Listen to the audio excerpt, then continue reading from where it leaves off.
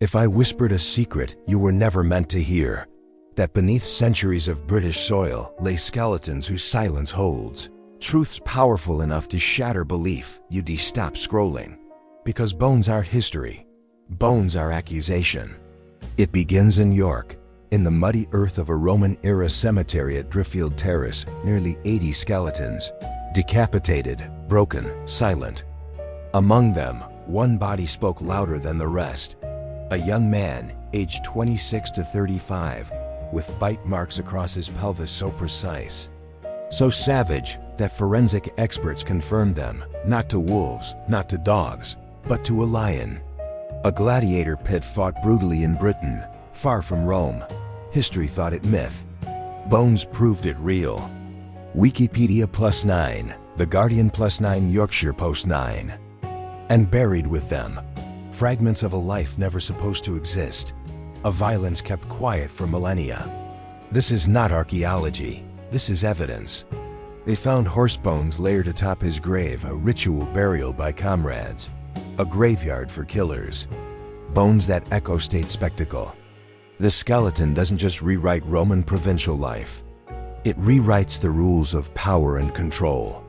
Because it proves for the first time gladiators in the provinces fought lions and died, mutilated, used for entertainment, and discarded. Now imagine dozens of other skeletons. Trogill, in Yorkshire, human remains found in a cave in 1947. Cyanide bottle at his side. No identity. Possibly a German spy. Never solved. The Independent +2. The Guardian +2. All that's interesting. They hold questions we fear. They demand we look history in the eye. +2 Wikipedia, across Britain, ancient and modern, will trace skeletons that scream secrets. Clocanog Forest in Wales, an unidentified man buried in woodland after blunt trauma. Murdered, dumped, 10 years hidden. Never named. Wikipedia skeletons make us uncomfortable. This video will be your descent. We begin in York, but we don't stay there. Gladiators torn apart by big cats. Cold War spies who never came home. You can read war.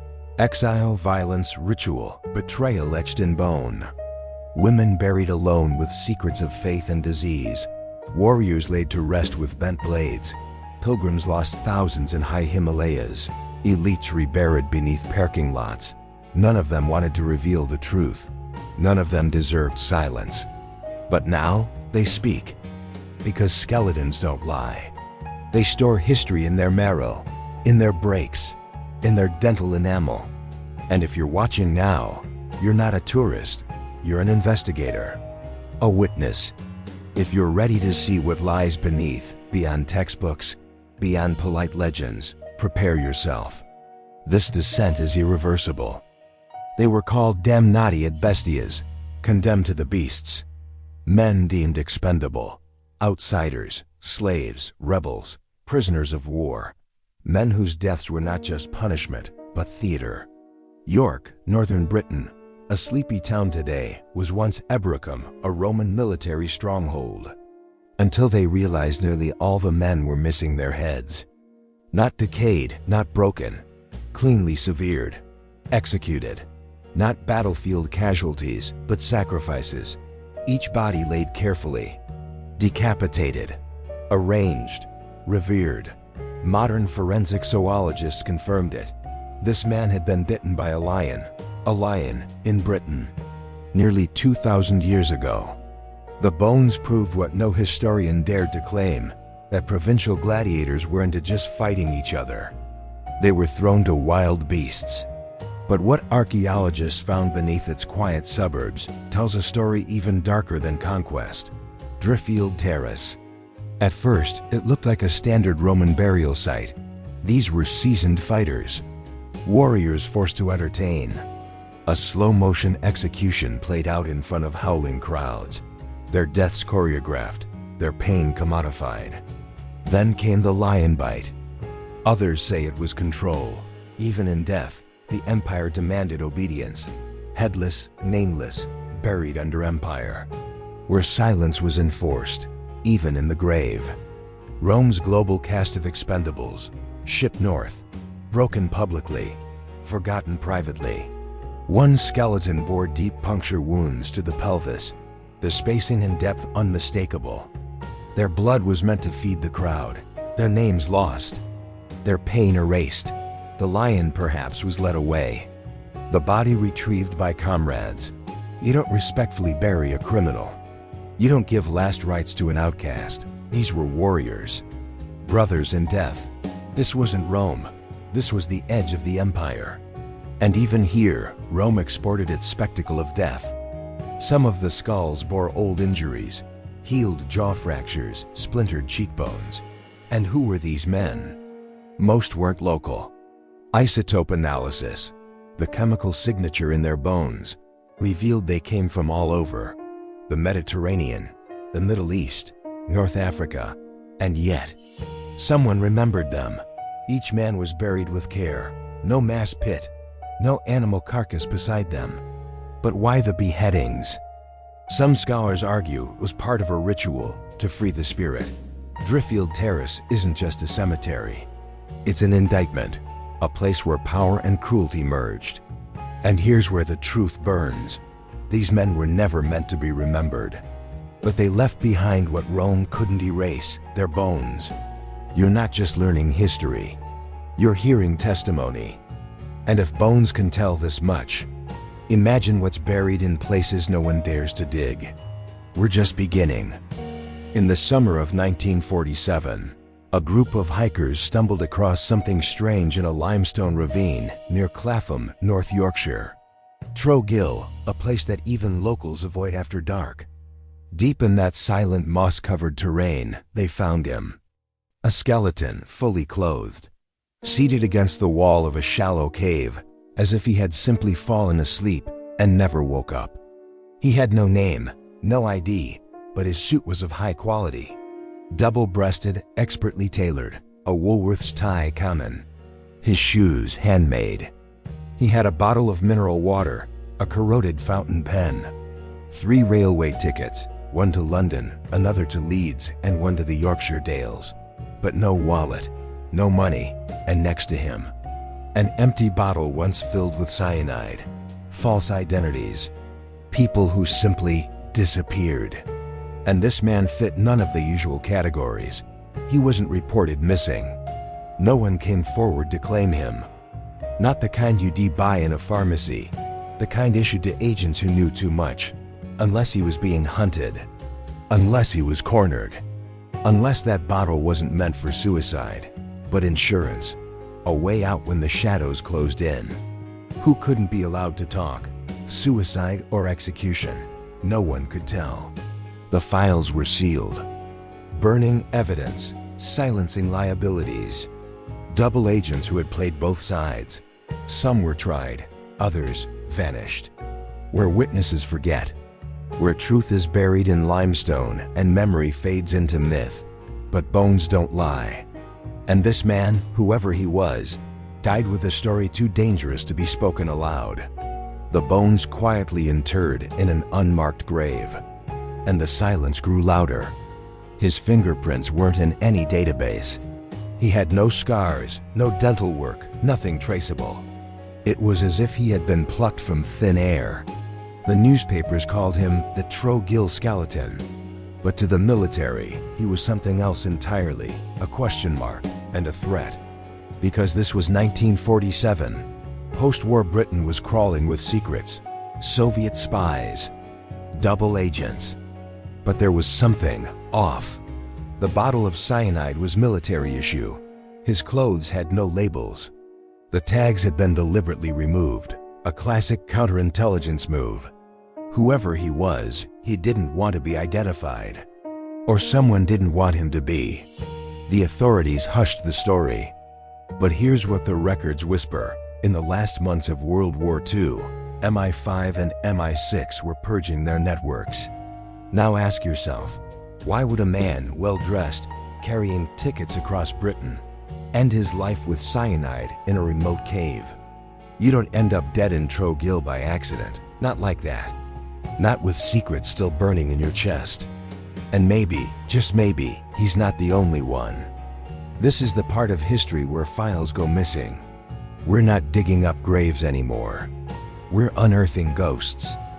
In the quiet, rolling hills of North Yorkshire lies a place so forgotten it barely exists on maps.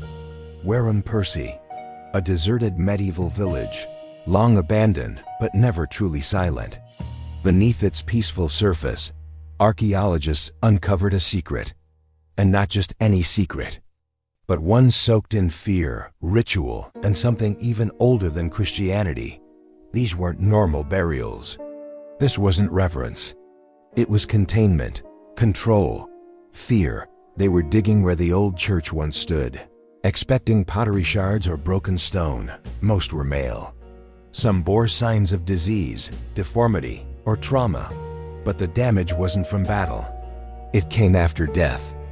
Post-mortem decapitation, legs deliberately snapped, chest cavities crushed with stones, as if those who buried them believed the dead might rise and needed to be stopped.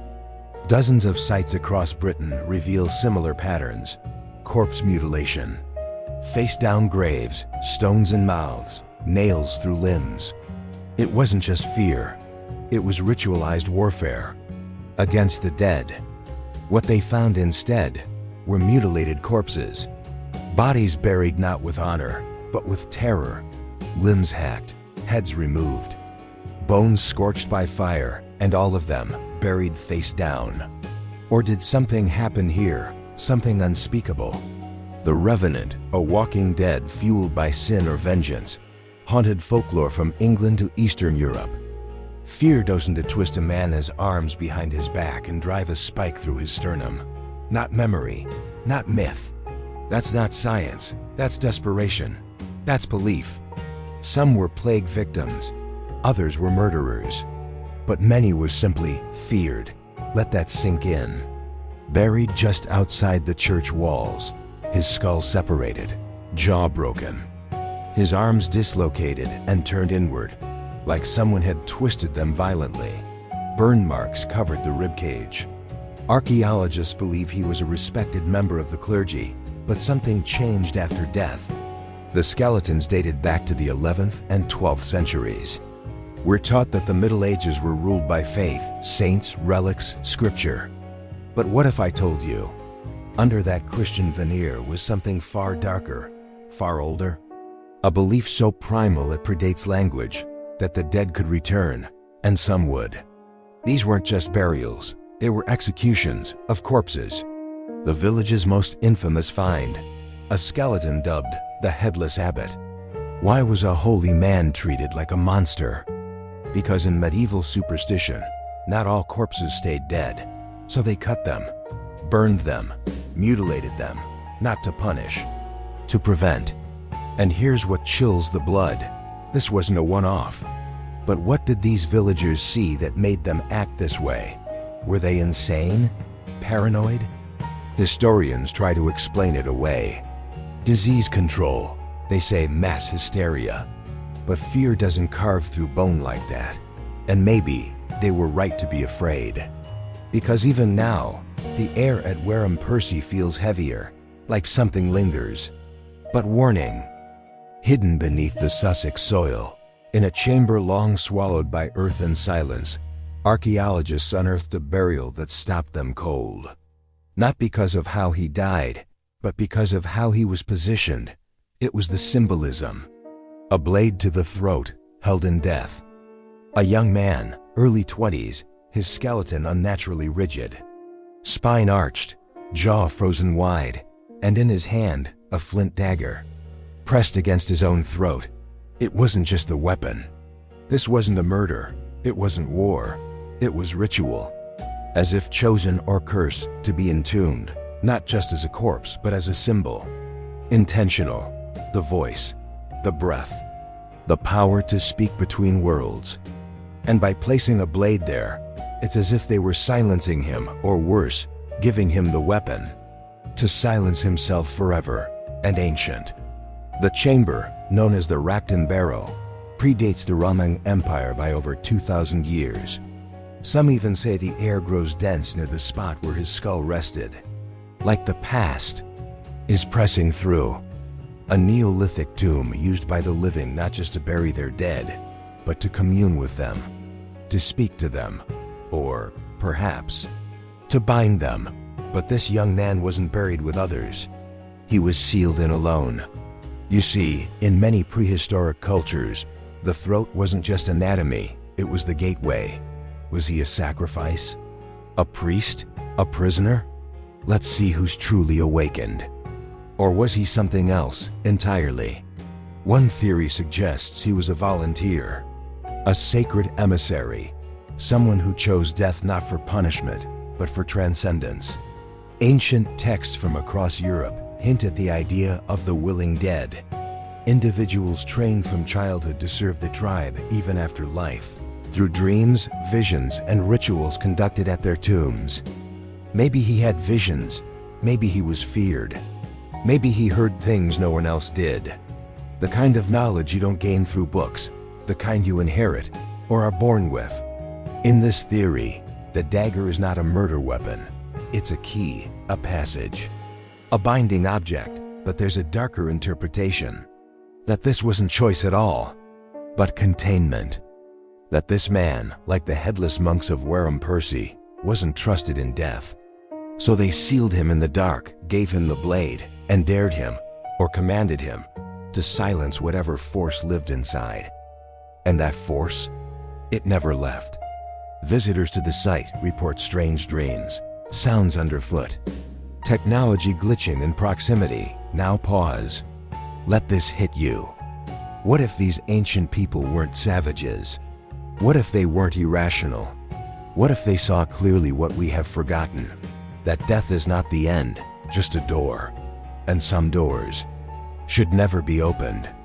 If you're still watching and ready to embrace the forbidden truths buried beneath our feet, comment below. I drink the dust of the forgotten and write it twice. They buried them fast. Too fast. In the heart of the UK's oldest cities, Norwich, London, Winchester, beneath churches, marketplaces, and apartment blocks. The ground is full of bodies. Not dozens. Not hundreds, thousands. Layered in tight, twisted rows, limbs tangled, mouths agape. The Black Death didn't leave time for ceremony. It didn't allow for prayers or coffins or goodbyes. People died in the streets, in their homes, in each other as arms, and the ones still standing dragged the corpses out and threw them into mass pits. The workers uncovered over 25 skeletons stacked like firewood. Most were children, all were from the 14th century.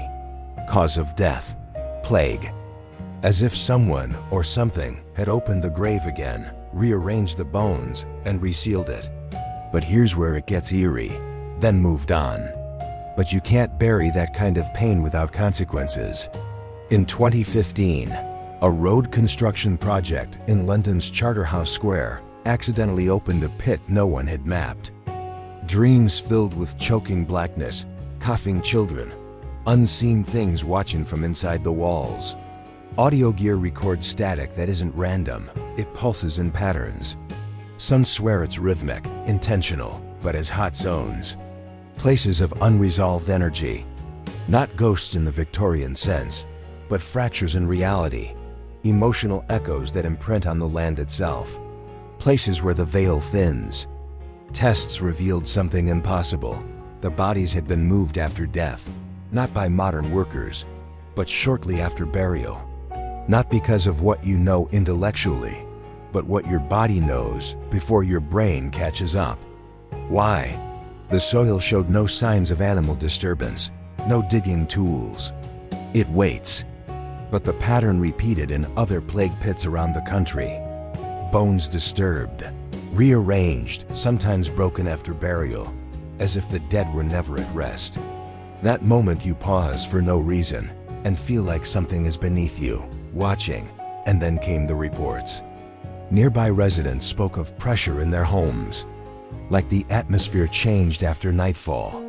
Pets refusing to go near certain corners. And the strangest detail? Every archaeological dig around those sites reports the same anomaly: equipment failure. Batteries drain instantly. Let me ask you something. What happens to a consciousness that dies violently, anonymously, and in terror? In many ancient traditions, unmarked mass graves are seen not as final resting places. Science can't explain it. But soldiers, paramedics, and cemetery workers will tell you, there are places that feel wrong. These plague pits are those places. Silent, yes, but not still. And maybe the real horror isn't that we forgot them. Maybe it's that they remember us. They remember being shoved into dirt, unnamed, unloved, unmourned. And memory, real memory, doesn't fade with time. You've felt this before, haven't you? That cold brush across your back when you walk over certain ground. The sudden, irrational dread. It's not imagination, it's recognition. History never died. It was just buried alive. They built a school over it, brick by brick, classroom by classroom, as if knowledge could silence screams, as if the laughter of children could erase the sound of boots, chains, and final gasps. But bones don't lie. And earth doesn't forget. In a quiet corner of Oxfordshire, archaeologists were called to investigate minor ground subsidence behind a prestigious private school. What they uncovered shocked even the most seasoned diggers. A perfectly aligned trench, lined with the skeletal remains of executed prisoners. Dozens, all male, all headless. The trench was an ancient Roman execution pit, and the bodies? Decapitated with brutal precision, punishment not for war, but for betrayal, desertion, insurrection. In Roman Britain, treason wasn't just death, it was erasure, heads removed, names scratched from stone, identity wiped from history. Except something remained. Why they had sudden nightmares of chains, blood, and shouting in a language they couldn't understand. They weren't imagining it, they were tuning in. Teachers had long reported strange things. Classrooms turning icy cold without warning. The bell ringing when no one had touched it. Lights flickering only in certain corridors. Scars, the place it occurs in, like a fingerprint burned into time. And when the right emotional frequency triggers it again, say fear, shame, or anger, it reactivates. One janitor swore he'd seen boot prints, muddy Roman-style sandals, trailing across a polished floor with no source. And the children, they whispered things. I saw the man with no face again. He asked me if I knew his name. He's waiting under the stairs. It stains. It echoes. You can dismiss it. Chalk it up to stories. Imagination. But when bones are buried under your foundation, bones that died with rage and injustice, there is weight. And weight distorts. It bends memory. It bends reality. Yet the nerve suggested a strange partial regrowth, like the body had refused to give up. You see, when death comes unfairly, it does not end cleanly. But there's more. The forensic team noted something bizarre. The beheaded skeletons had regrown nerve clusters near the spinal column. Impossible. They were long dead. Like it had wanted to rise. One of the researchers, a neurologist named Dr. Harris, proposed a chilling theory.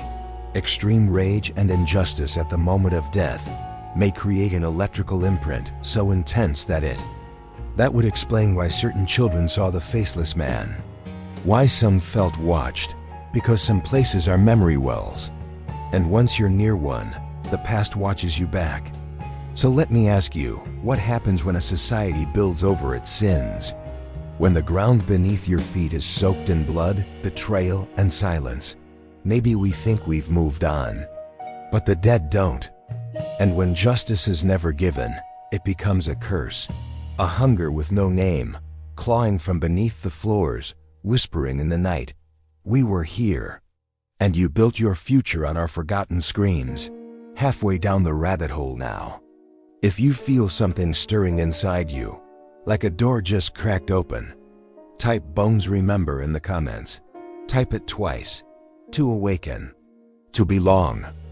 When the last skeleton was unearthed, the dig site went silent. It was smaller, more fragile. Worn smooth by time, but unmistakably different. A child, no older than 8.